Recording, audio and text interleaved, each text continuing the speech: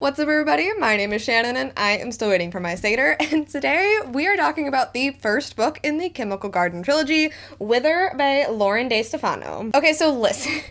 This book came out in like 2011. I was 14. I read this book in high school. I was a freshman. I fell in love with it. I was so in love with this book. I read it like 3 times within that year. I read the entire series. I was super into it, but I will say that I didn't like the other 2 books as much as I liked this one.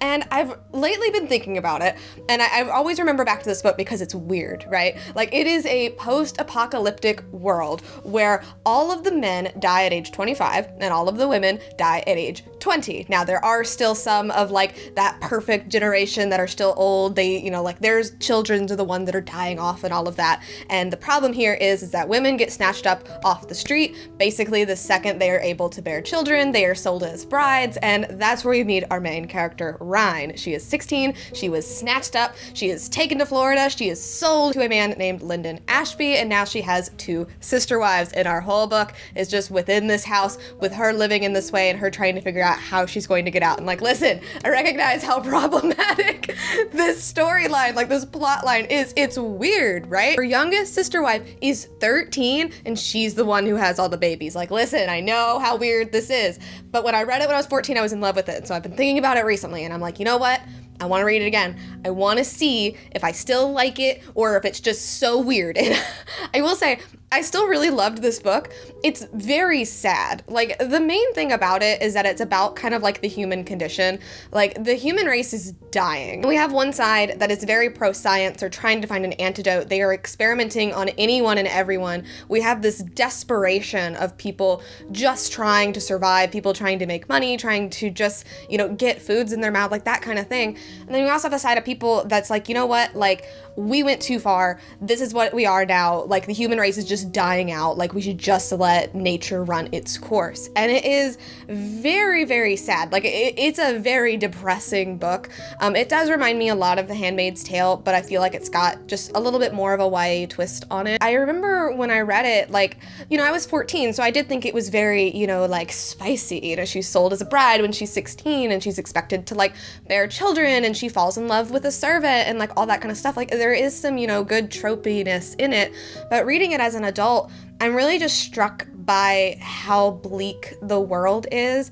And I feel like what the author was trying to do with setting our characters so young is that they're just children and they're forced to grow up so quickly and they're forced to deal with all of these big, huge things. And I kept thinking about Cecily. Like, she's the youngest bride. She is married at 13. She gets pregnant. She has a baby. Like, she turns 14 within the book. And like, that is so problematic, so gross. Like, I don't want to see that ever written again. But it was interesting to see her attitudes and her demeanor shift throughout the book. She's a very interesting character, and she does something very interesting at the end that I remember when I read it, it just kind of struck me as like, wow, like Cecily did that? Like, oh my gosh. And it is just so interesting.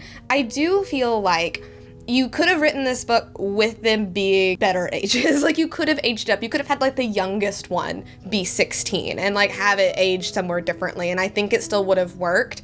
But I know what the author was going for, and it was that like just harsh reality of these kids having to grow up so quickly. So I don't really think I would recommend this book, just because I feel like it doesn't hold up super well to like 2021 standards. I still think it was good. If I read it for the first time now, I don't think I would like it. I do think it holds a little bit of nostalgia for me just because I read it so many times. I know so much about it. That's the main reason why I'm giving it like such a high score and giving it a B-. And like, here's the thing as well. I feel like it is so perfectly well contained, and that's why I read this one over and over again, because you're just inside this house. You're inside this perfect dream world outside of like everything, like the harsh realities of the world. And at the end, we break out of that because we're going to go into some new territory. And I remember not liking the other books as much. They bring in a lot more sadness, a lot more darkness, just a lot more of seeing this reality of the world that they live in.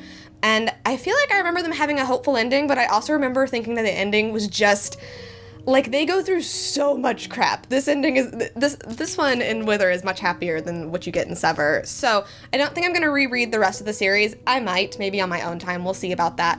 But it was very interesting to reread this. What I think the most interesting thing about it was that 14-year-old Shannon still really wanted that angst. And I did like books when I was younger where it was like this gilded cage type of scenario. And I definitely think this does pose some interesting things. Should it be written in 2021? No, I don't think so. But it was still really fun to go back and revisit. So I am giving it a B-. If you check it out, just keep those things in mind. It's weird, it's sad, but it does bring about a lot of interesting questions about our reality. But anyway, thank you guys so much for watching this video. If you liked it, be sure to hit that like button down below, and don't forget to subscribe to Top Books with me every week. That is everything I got for today, and I will see you guys next time. Bye.